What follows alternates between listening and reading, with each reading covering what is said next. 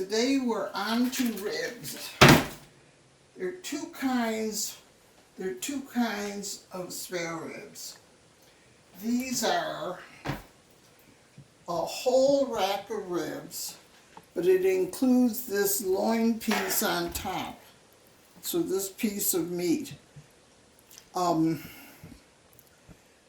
This type of spare rib that includes this extra flap of meat is less expensive than the St. Louis spare ribs, which is already trimmed and it just includes the bony part.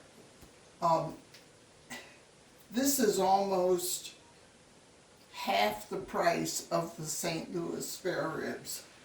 So I opted to do the St. Louis spare ribs. I mean, St. Louis spare ribs are wonderful.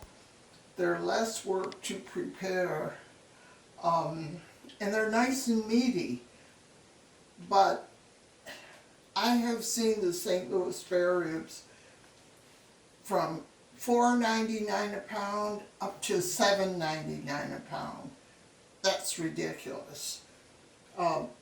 This rack of ribs is $2.94 a pound. So even though, I mean, you get more meat, you just have to cook it longer because it'll take longer to make it nice and tender. All of the spare ribs have to be cooked for a minimum, I have found, 3 hours. I tell you, I evaluate cookbooks from their instructions on how to cook spare ribs. Anybody that tells you you can cook tender spare ribs in an hour if you're roasting it, I don't know what they're talking about, but you're not going to get tender, baked, barbecued spare ribs in an hour. Minimum 2.5 hours. I find 3 hours is realistic. Okay, this needs to be cleaned. Let's get rid of this. I'm gonna make two racks of ribs because that's what I need for dinner tomorrow. But I'm just going to show you the preparation for one rack.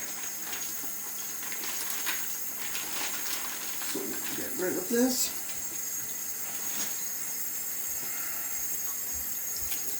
Now, you'll see this heavy, I don't know what they call it.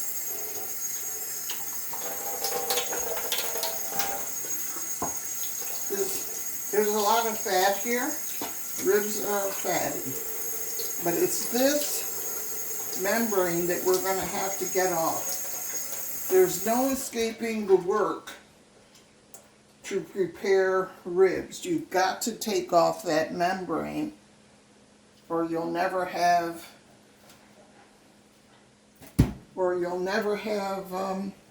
tasty ribs, because that, no matter how long you cook it, that membrane is not going to melt. It's going to stay tough, and it prevents your marinade from getting into the meat. So we're going to start now. The ribs are long, and basically, I don't know how many of you have extra long pans, but all of these ribs are going to be too long for any of your pans. So there's nothing wrong with cutting them in half in order to layer them into roasting pans. Now, here's the membrane that needs to be taken off.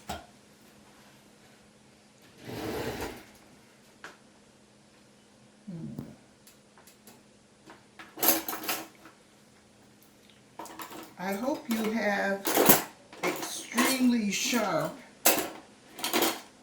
an extremely sharp knife. I have this little knife which I often have to resort to, or this, which is a boning knife. And we'll just move this over here. We're going to need lots of paper towels in this process. Okay. Now, while you're taking off the membrane,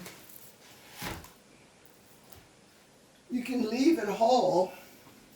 Sometimes it's easier. However you feel most comfortable. Okay.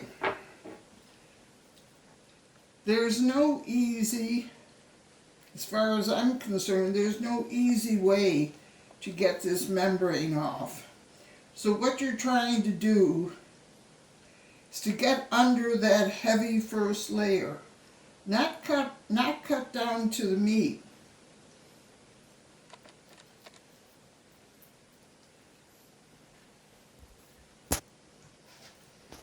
And as I say, it's a pain in the rear. But nothing is easy. So pain is part of the process. So, if you have a nice knife, it helps. Now, once you get this top layer off, so you can get a good handle on it,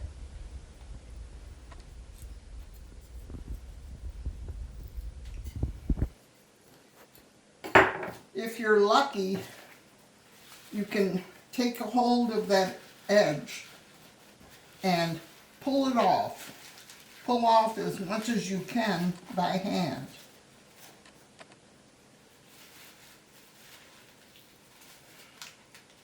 Not easy. Okay. If you get a good hold on it, paper towel helps. Okay, can you see that?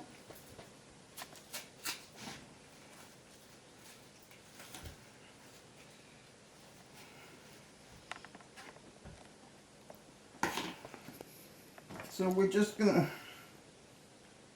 keep doing this until we get that darn membrane off.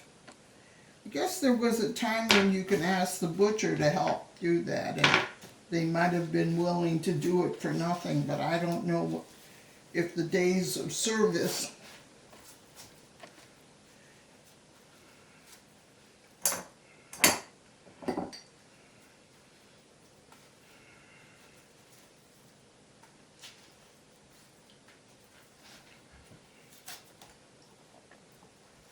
that's tough. You see, there's another layer underneath. You try not to go through that layer, but if you do, it's not going to hurt anything.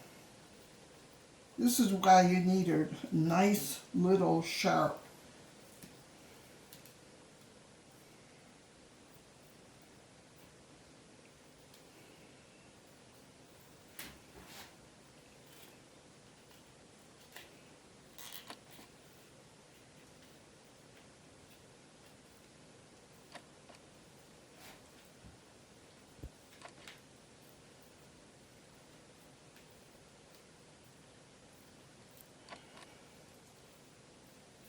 Well, I suppose if you do this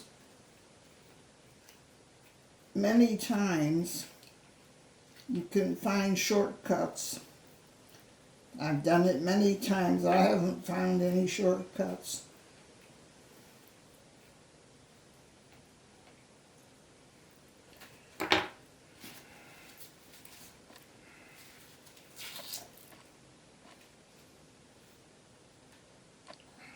Let me turn it over and let's have a look at how that fat looks.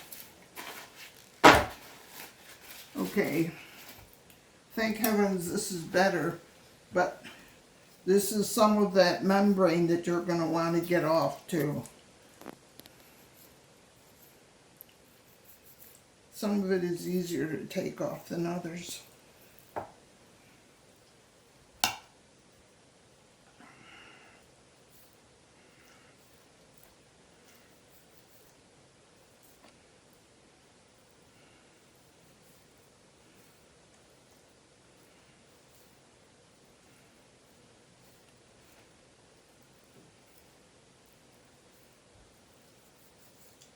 I have seen cooks slice this whole strip of meat and put it aside to use for something else. You can do that too. And then you just have the ribs to deal with.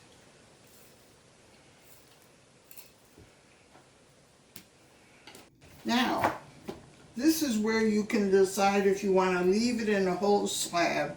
I would recommend cutting it in half for ease of handling. 1, 2, 3, 4, 5, 6. That's about half. 2, 3, 4. Yep.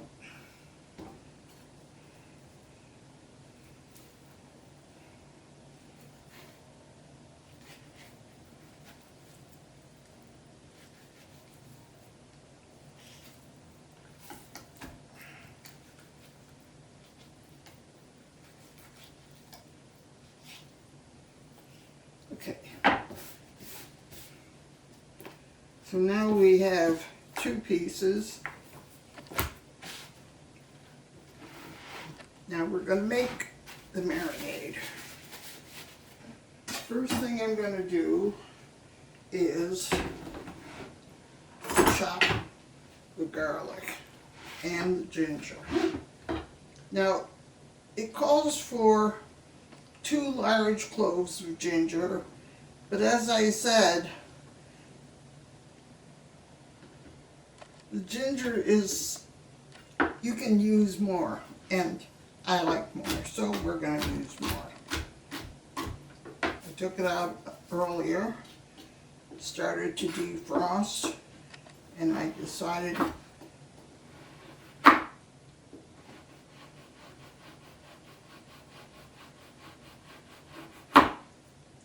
I'm going to let it sit because it's frozen again.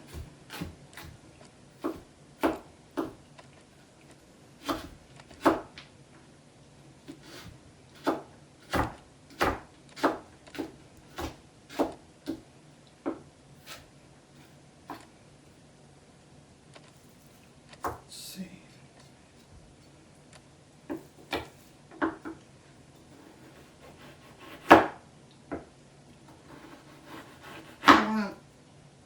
About a quarter size of ginger.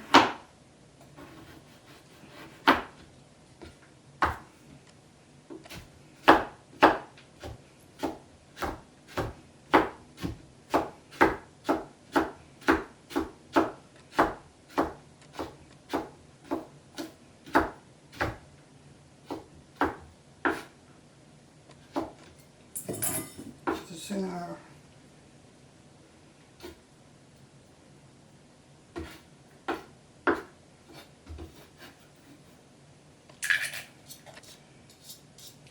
two hefty large pieces of garlic.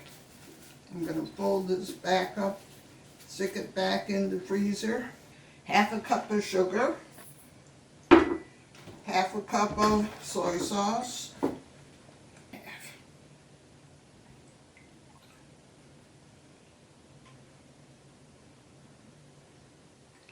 half a cup of soy, 6 tablespoons of hoisin. I showed you yesterday how I oil the measuring spoon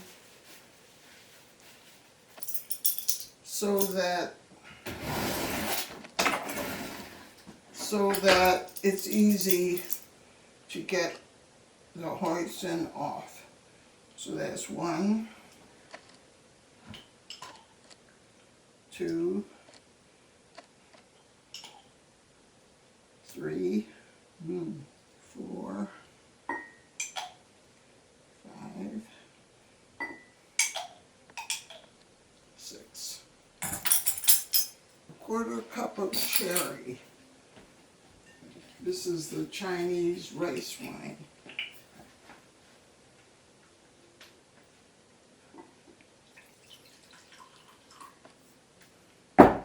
Okay. It's a tablespoon of sesame oil.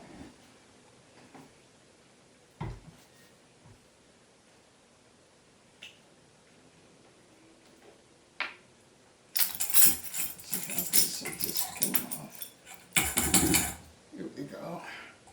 Whoops. Well, that's a lot, but not gonna hurt it.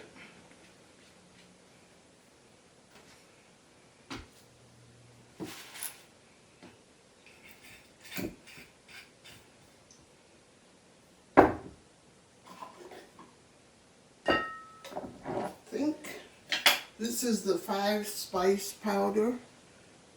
A teaspoon of 5 spice.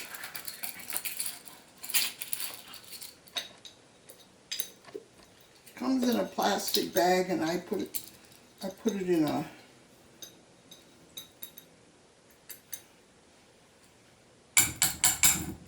okay.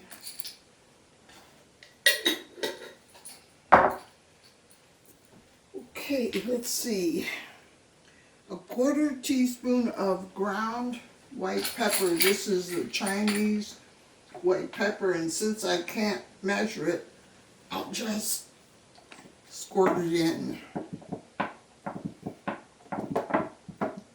The Chinese white pepper,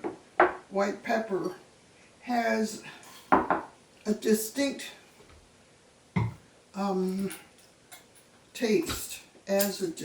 taste, unlike the black pepper.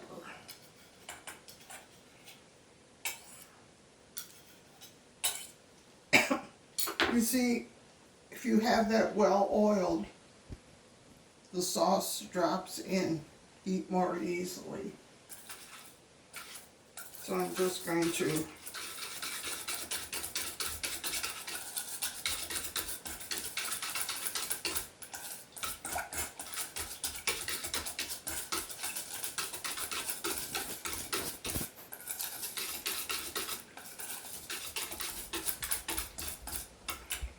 now, I believe it says to put a half a cup aside.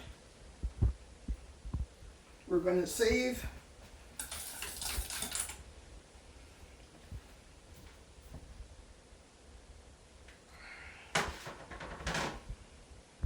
let's see.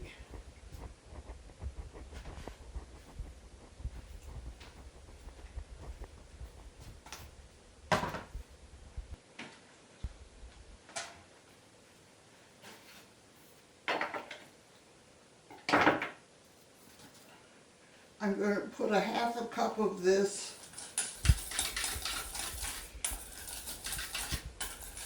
aside to make the second marinade.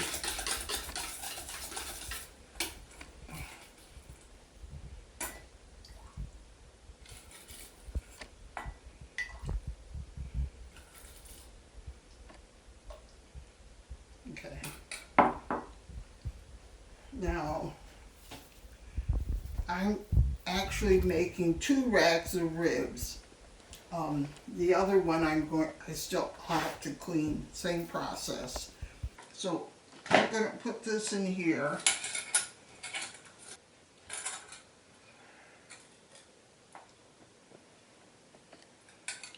Now, you don't have to use your hands, but that's the fastest way to do it.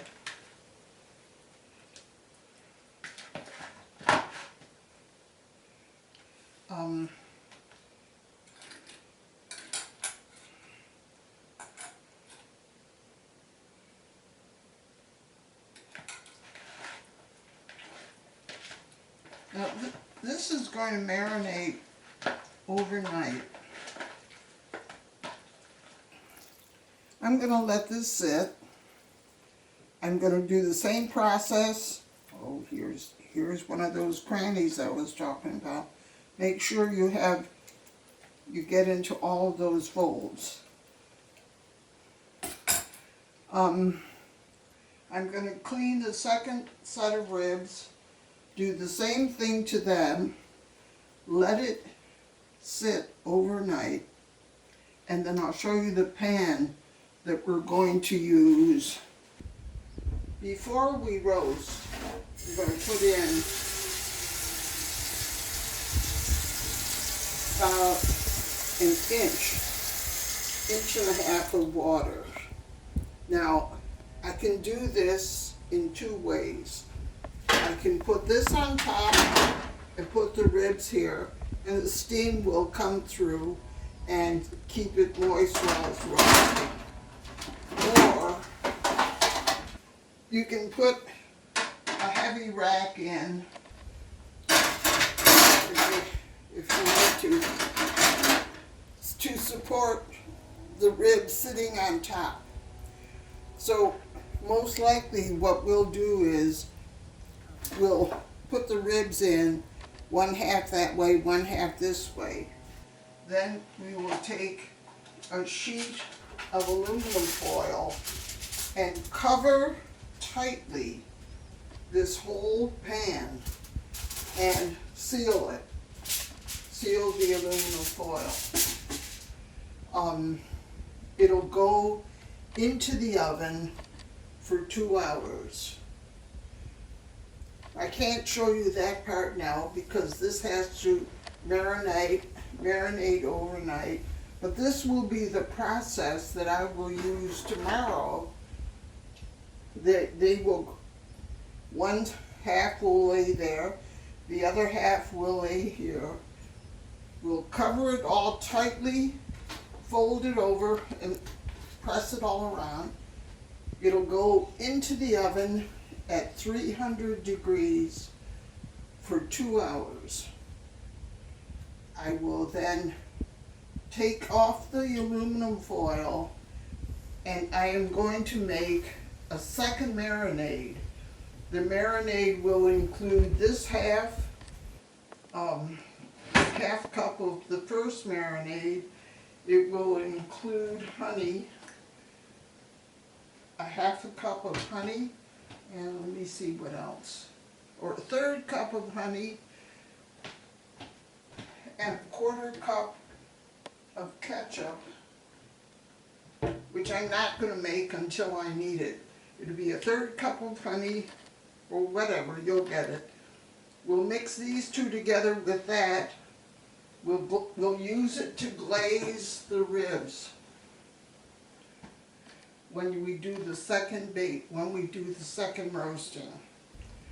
So that's all you'll see until they come out.